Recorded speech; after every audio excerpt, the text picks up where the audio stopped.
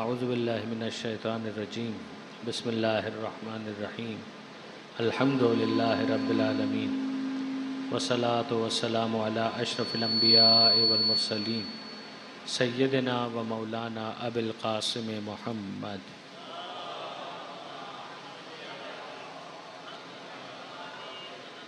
وأہل بیتہ الطیبین الطاہرین المعصومین المظلومین المنتجبین المنتخبین المیامین لا سیما علی الامام المنتظر والحجة الثانی عشر الذین اذهب اللہ عنہم الرجس وطہرہم تطہیرا.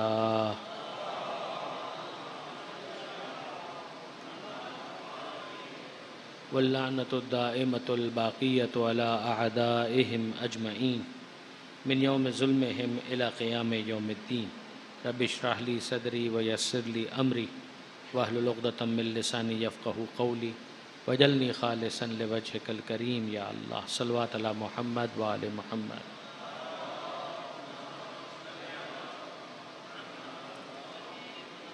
اما بعد، ادارے کے مجلس منسوب ہے سفیر امام حسین جناب مسلم بن عقیل علیہ السلام کی شہادت کے حوالے سے، اور اسی حوالے سے کچھ گزارشات ہیں جو میں آپ کے سامنے پیش کرنا چاہتا ہوں.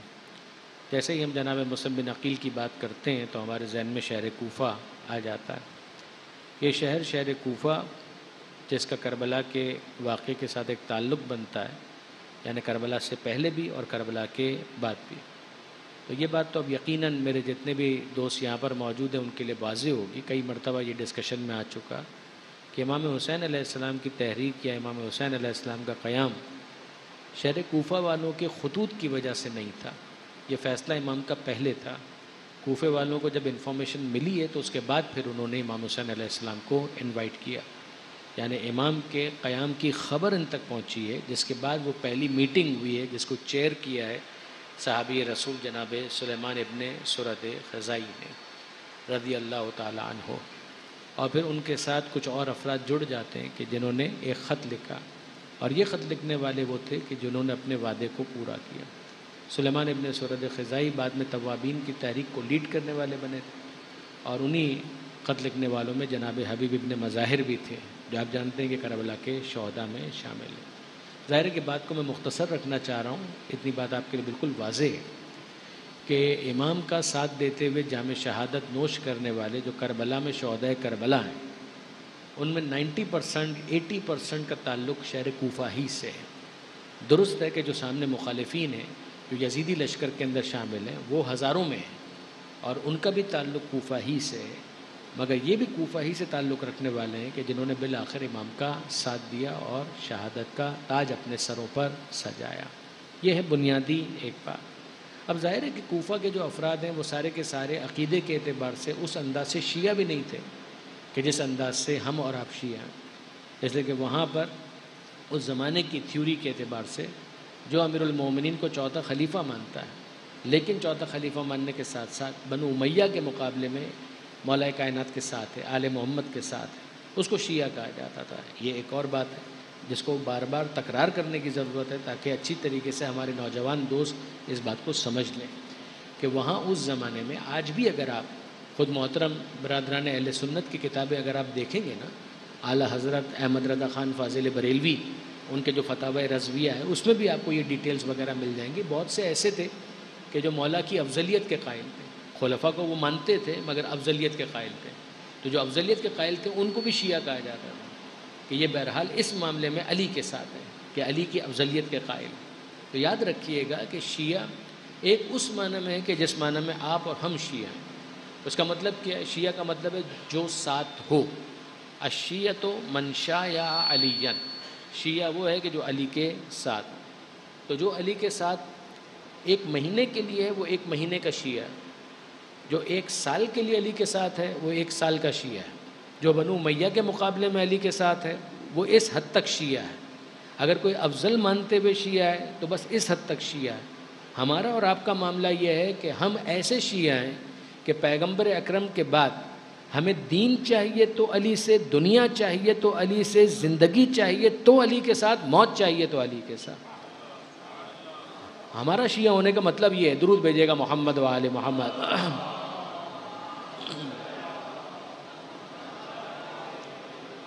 تو اب جو امام مظلوم کا جو ایک پورا اسٹانس ہے وہ اپنی جگہ پر ہے. اس کو اگر آپ پڑھنا چاہیں تو رجب کے اختتام پر جب امام چلیں تو امام کا وصیت نامہ دیکھیے، امام کے خطبات دیکھیے، تو آپ کو اندازہ ہو جائے گا کہ امام کا جو اسٹینڈ ہے وہ کیا ہے. پھر جب یہاں سے امام کے پاس پیغام آ رہا ہے کہ ہم آپ کا ساتھ دینے کے لیے تیار ہیں، یعنی تحریک قیام آپ کا ہے مگر اس قیام کے اندر ہم آپ کو اکمپنی کرنا چاہتے ہیں. تو جس کے بعد پھر اسباب ظاہری کے ماتحت امام نے مسلم بن عقیل علیہ السلام کو روانہ کیا. یہ جناب مسلم بن عقیل ظاہر ہے کہ امام حسین علیہ السلام کے بہت ہی قریبی ساتھی بھی تھے، دوست بھی تھے، بھائی بھی تھے، رشتہ دار بھی تھے. اور اگر ایک اعتبار سے آپ دیکھیں تو امام حسین علیہ السلام کی بہن جناب رقیہ وہ جناب مسلم بن عقیل کے عقد میں، تو جناب مسلم بن عقیل ان کے بہنوئی بھی ہوتے ہیں. اور پھر ان کو انہوں نے روانہ کیا، اور بڑی غیر معمولی ایک گلوریس انداز ہے کہ جس کو انہوں نے اختیار کیا ان کے تعارف کے لیے کہ یہ میرے اہل بیت میں سے بھی ہیں، میرے معتمد بھی ہیں، یعنی جن پر مجھے اعتماد ہے، ثقہ ہیں، میرے بھروسے کے ہیں، اور میں دیکھتا ہوں کہ یہ مجھے تمہارے بارے میں کیا خبر دیتے ہیں. اور پھر جناب مسلم بن عقیل جب گئے تو اپیرنٹلی جو چیزیں جو نظر آ رہی تھیں ان کے مطابق انہوں نے انفارم کیا. جب جناب مسلم بن عقیل کوفہ شہر پہنچے ہیں تو شہر کوفہ میں انہوں نے رہنے کے لیے جس گھر کا انتخاب کیا وہ جناب مختار کا گھر تھا. یہ جناب مختار وہی ہیں کہ جن کا آپ بعد میں بہت زیادہ ذکر سنتے ہیں، جنہوں نے انتقام لیا آل محمد پر ہونے والے مظالم کا، تو ان کے گھر پر وہ ٹھہرے جناب مختار.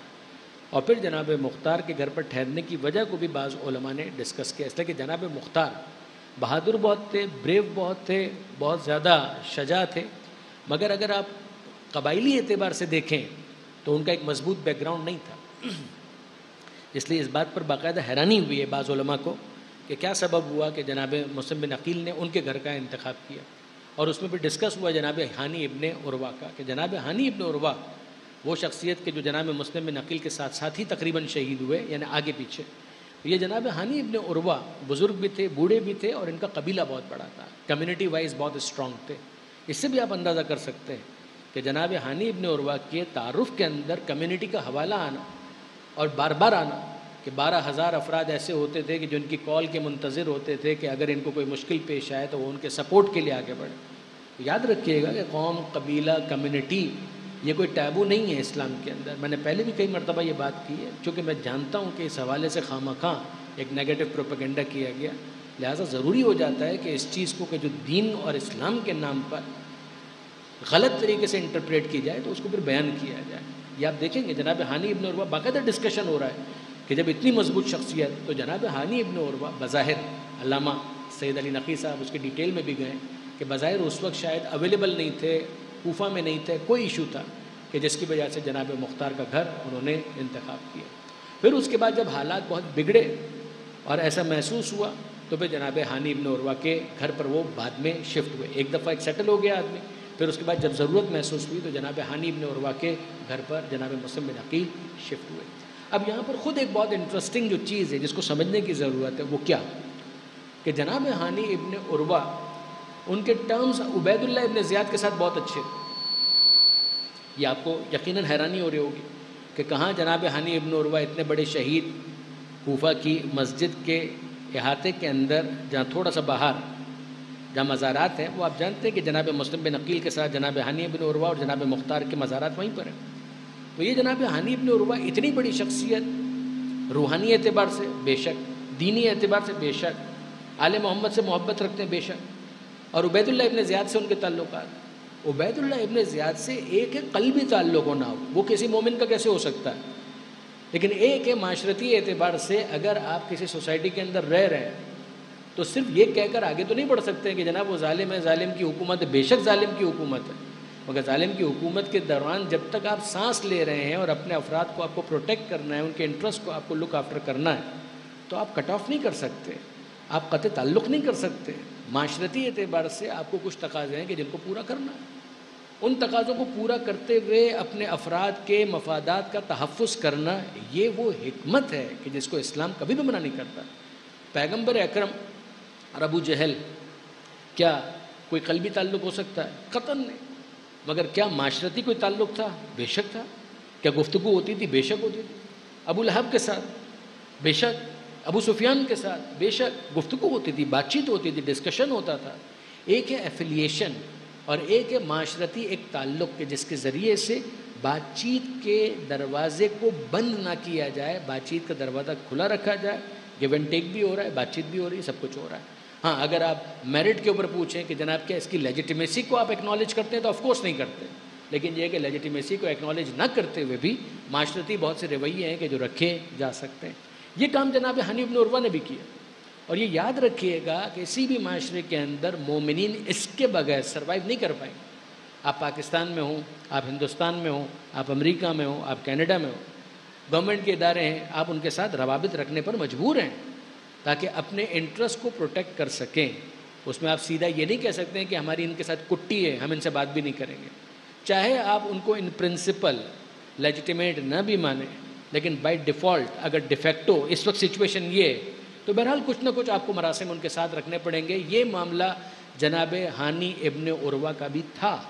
عبید اللہ ابن زیاد کے ساتھ ان کے تعلقات تھے، ان کے ٹرمز تھے، ان کے ریلیشنز تھے، مگر یہ ٹرمز اور ریلیشنز کسی طرح سے بھی قلبی تعلق کی عکاسی نہیں کرتے، کوئی دلی تعلق نہیں تھا، معاشرتی ایک تعلق تھا کہ جس کے ذریعے سے وہ دوسرے فوائد مومنین کو پہنچایا کرتے رہے۔ ورنہ کوفہ کا معاشرہ اتنا ہاسٹائل تھا، یہی عبید اللہ ابن زیاد، اس کا باپ زیاد، یہ زیاد ہی تو وہ ہے کہ جس کے زمانے میں چن چن کر آل محمد کے ماننے والوں کو قتل کیا گیا۔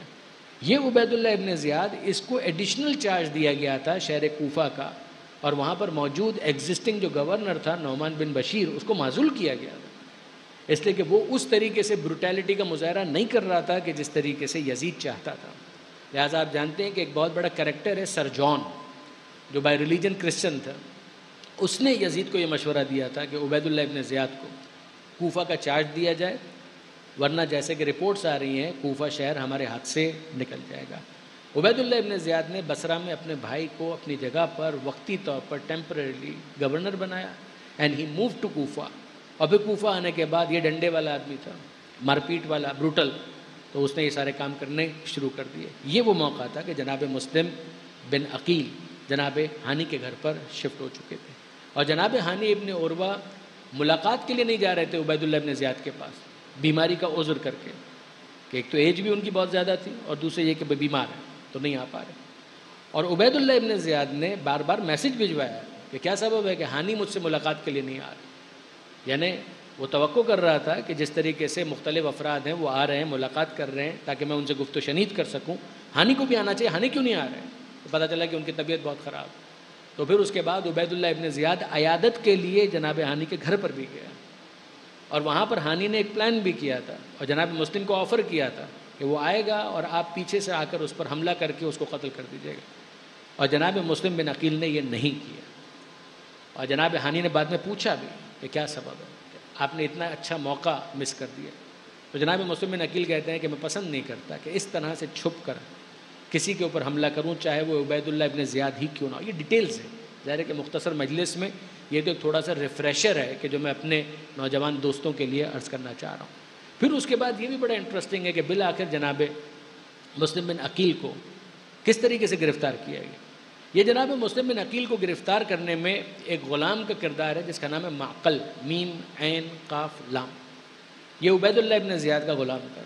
اچھا مسئلہ سارا یہ آ جاتا ہے کہ جب ہم لوگ ایک لفظ استعمال کرتے ہیں غلام، تو ہمارے ذہن میں آتا ہے غلام کا مطلب یہ ہے کہ بالکل کمر جھکی ہوئی ہوگی، نہیں، ایسا کوئی ضروری نہیں ہے۔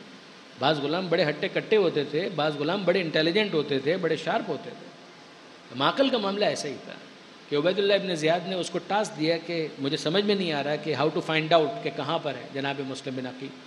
اب یہ معقل کی اپروچ دیکھیے کہ وہ آیا مسجد کوفہ کے اندر، اور مسجد کوفہ میں آ کر، یعنی خود معقل اس شہر کے اندر کوئی نون فیگر نہیں ہے۔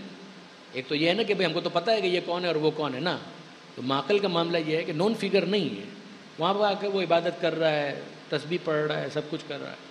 اور ایسے میں اس نے جناب مسلم بن اوسجہ اسدی کو دیکھا کہ جناب مسلم بن اوسجہ اسدی عبادت میں غیر معمولی انہماق، یعنی جناب مسلم بن اوسجہ یہ وہی شخصیت ہیں جو کربلا میں شہید ہوئے ہیں بالآخر۔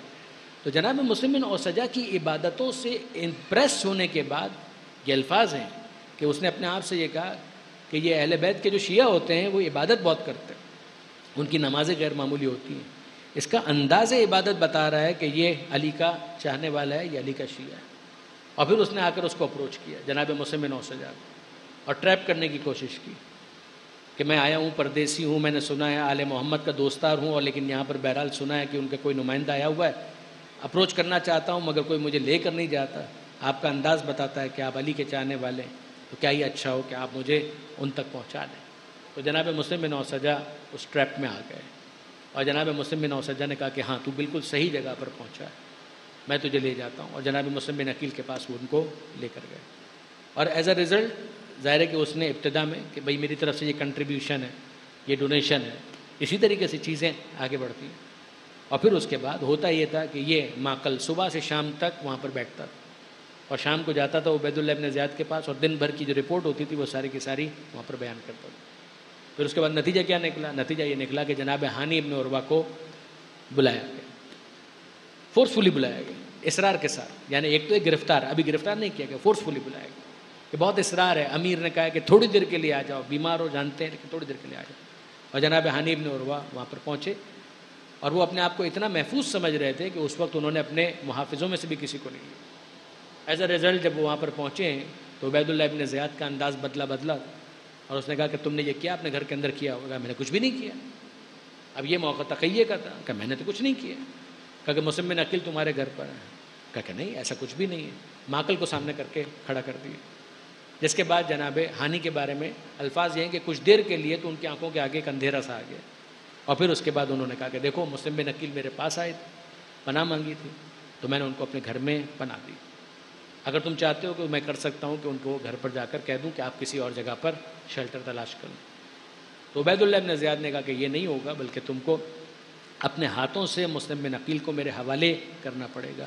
دیٹ واز دا پوائنٹ کہ جہاں پر ہانی ابن عروہ نے ریئلائز کیا کہ اب تو دو میں سے ایک بات ہے، یا میں مسلم بن عقیل کو ان کے حوالے کروں جس کے نتیجے میں بہت بڑا مجرم بن جاتا ہوں، گنہگار بنتا ہوں، اور یا یہ ہے کہ بہرحال اب یہ میرا وقت آخر ہے، شہادت کے میں قریب ہوتے جا رہا ہوں۔ تو انہوں نے کہا یہ تو نہیں ہو سکتا کہ میں اپنے مہمان کو تمہارے حوالے کروں تاکہ تم ان کو قتل کر دو۔ یہ جناب ہانی ابن عروہ کا بہت بڑا کنٹریبیوشن ہے۔ تو انہوں نے صراحت کے ساتھ، جب تک ان کو معلوم ہوا کہ ہاں اس کو ڈیلے کیا جا سکتا ہے، اس کو لنگر آن کیا جا سکتا ہے، ہی ٹرائڈ دیٹ۔ یعنی پھر میں کہہ رہا ہوں، یہ کیوں میں اصرار کے ساتھ یہ تفصیل بیان کر رہا ہوں کہ ایک یہ ہے کہ ایک انسان کا بہادر ہونا اور ہے، بے وقوف ہونا اور ہے، ان دو چیزوں میں فرق کریں۔ بہادر ہونے کا مطلب بے وقوف ہونا نہیں ہے کہ انسان بس فوراً ہی اپنے آپ کو قتل کے لیے پیش کر دے، نہ، کیوں نیگوشیٹ کرے، بات کرے، ہو سکتا ہے کوئی وے آؤٹ نکلے۔ اور اتنے عرصے تک جناب ہانی ابن عروہ نے اس کو لنگر آن کیا، بٹ جب ان کو محسوس یہ ہوا کہ اب تو دو میں سے ایک ہی آپشن ہے کہ یا میں خیانت کروں جناب مسلم کے ساتھ، اور یا میں شہادت کے لیے تیار ہو جاؤں۔ At that time he presented himself. پھر تو انہوں نے حملہ بھی کر دیا، خود بوڑھے تھے، ان کو گرفتار کر لیا گیا، قیدی بنایا گیا، بات لمبی ہے۔ اور دوسری طرف جناب مسلم بن عقیل نے اس موقع پر وہ نعرہ، وہ کوڈ ورڈ جو تھے ان کو بلند کیا، یا منصور امت، جس کا نتیجہ یہ نکلا کہ کچھ افراد جناب مسلم بن عقیل کے ساتھ ہو لیے۔ اور اب ظاہر ہے کہ یہ باقاعدہ ایک پلانڈ ڈے نہیں تھا، یہ ایک ایمرجنسی کے اندر آپ کہیں کہ کرائسس مینجمنٹ، ایک ڈیزاسٹر ہو گیا کہ جس کو پھر ٹیکل کرنے کے لیے جناب مسلم بن عقیل میدان کے اندر آئے۔ تو جب وہ میدان میں آئے تو کچھ ہزار افراد ہیں ابتدا میں کہ جو جناب مسلم بن عقیل کے ساتھ ہوئے، لیکن کیا پورا کوفہ؟ کا پورا کوفہ نہیں۔ اسی لیے پورے کوفے کے اوپر الزام بھی نہیں دیا جا سکتا۔ آپ کو یاد ہوگا چند سال پیشتر بھی ہم نے اس موضوع پہ یہیں پر تقریر کی تھی، تو اس بارے میں وضاحت کی تھی کہ کوفہ شہر آپ ایک محلہ ہے، ناکہ بندی کر دیں تو وہاں سے ایک شخص دوسرے محلے میں نہیں جا سکے گا۔ کوفہ بڑا شہر ہے، کوئی ایک چھوٹا سا کوئی گاؤں دیہات نہیں ہے، تو بہت سارے افراد تو پہنچ ہی نہیں پائے، ان کے اوپر کوئی الزام نہیں۔ ہاں، وہ جو آ کر بغیر کسی عذر کے چلے گئے، یہ وہ افراد ہیں کہ جن کو خائن کہا جائے گا، جن کو بے وفا کہا جائے گا۔ ان میں سے وہ افراد کہ جن کو الزام دیا جا سکتا ہے، پھر یہی وہ افراد ہیں کہ جو سامنے نظر بھی آتے ہیں، کہ جو کربلا میں لشکر یزید ہے اس کے اندر پہ وہ شامل بھی ہوئے اور جناب امام مظلوم کے مقابلے پر وہ آئے۔ مگر وہ افراد کہ جو جناب مسلم ہی کی ہدایت کی وجہ سے کہ بالآخر نظر آ رہا ہے کہ وہ افراد کے تمام تو چلے گئے۔ اب دو میں سے ایک بات ہے کہ تم یہاں پر رہو تو تم بھی شہید ہو جاؤ، مجھے تو یہ لوگ نہیں چھوڑیں گے، یہ تو طے ہو گیا۔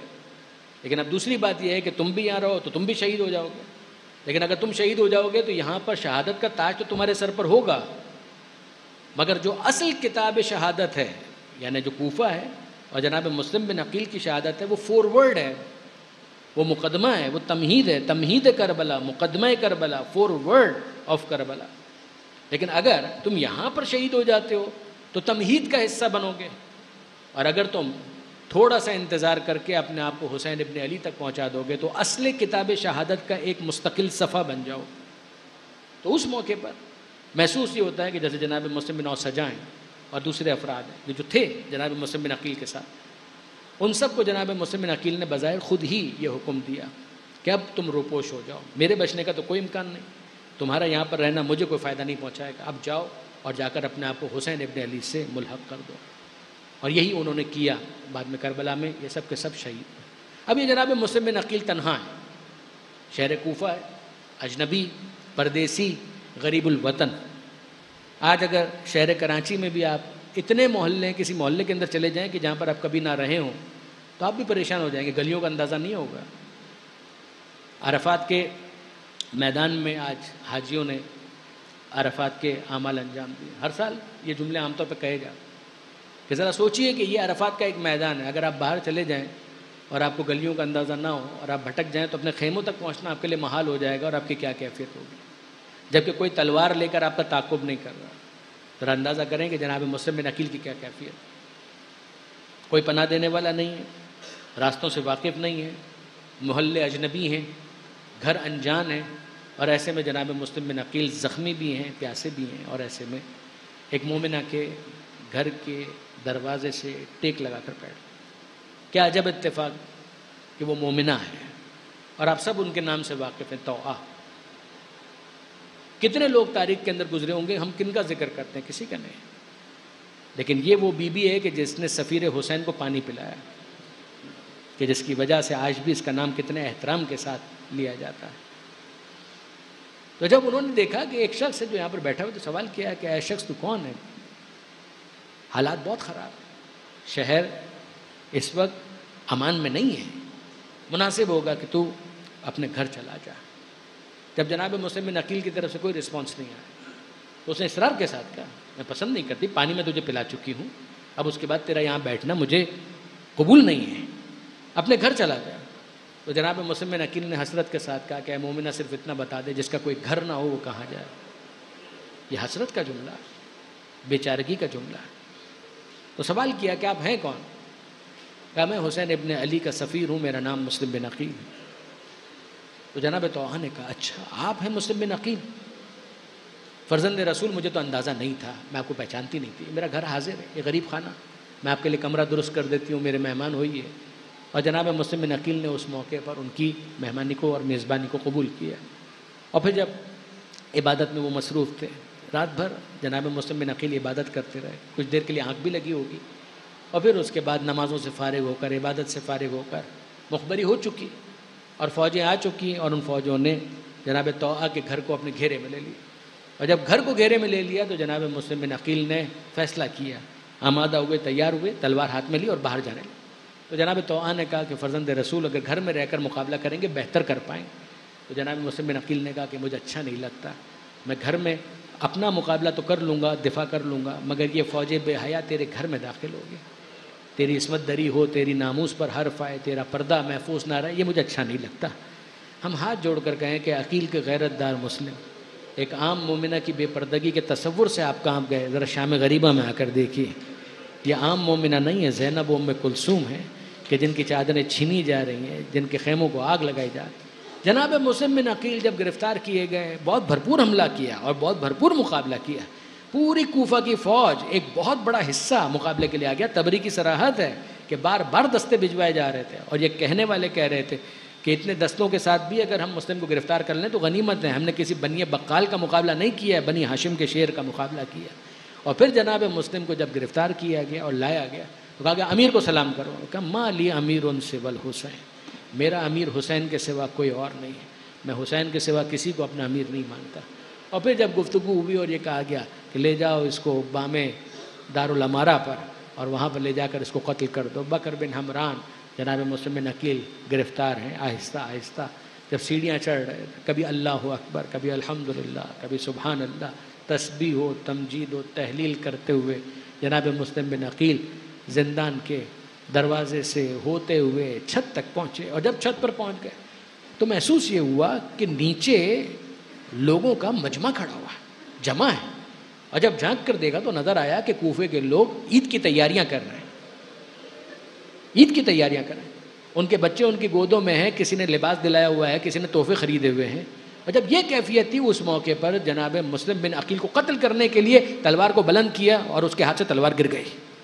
2-3 دفعہ اس نے کوشش کی، تلوار وہ جناب مسلم بن عقیل کو قتل نہ کر پایا، اور بھاگا گیا عبید اللہ بن زیاد کے پاس۔ پوچھا عبید اللہ نے کیا مسلم کو قتل کیا؟ کہا کہ نہیں امیر، میں قتل نہیں کر پایا۔ کہا کیوں؟ کہا جیسے ہی میں نے تلوار اٹھائی مجھے لگا کہ اللہ کا رسول اپنی سفید داڑھی کو پکڑے ہوئے مجھ سے کہہ رہے ہیں کہ میرے بچے نے کیا خطا کی ہے، کیوں اسے قتل کر رہا؟ کہا جا تیرا وہم ہے۔ اور اب جب وہ آیا تو کیا دیکھا کہ وہاں جناب مسلم بن عقیل نے نیچے موجود لوگوں کو مخاطب کر کے کہا اے کوفے والوں تمہاری میزبانی تو دیکھی، اے کوفے والوں تمہاری میزبانی تو دیکھی، قتل ہو رہا ہوں لیکن خیر کوئی بات نہیں، بس اتنا ضرور کرنا کچھ دنوں کے بعد میرے 2 چھوٹے چھوٹے بچے یہاں پر آنے والے، ان کو یہ مت بتانا کہ تمہارا باپ یہاں پر قتل کیا گیا۔ یہاں ظالم کی تلوار گری اور مسلم شہید ہونے سے پہلے ایک جملہ کہتے ہیں السلام علیک یا ابا عبداللہ، اے فرزند رسول حسین ابن علی میرا سلام قبول کیجئے۔ اور راہ میں جناب امام مظلوم نے اپنی نشست سے بلند ہو کر کوفے کا رخ کیا اور یہ کہا وعلیک السلام یا اخی مسلم، اے میرے بھائی مسلم تم پر بھی میرا سلام۔ الا لعنت اللہ علی الظالمین وسیعلم الذین ظلموا ای منقلب ینقلبون۔ ماتم حسین۔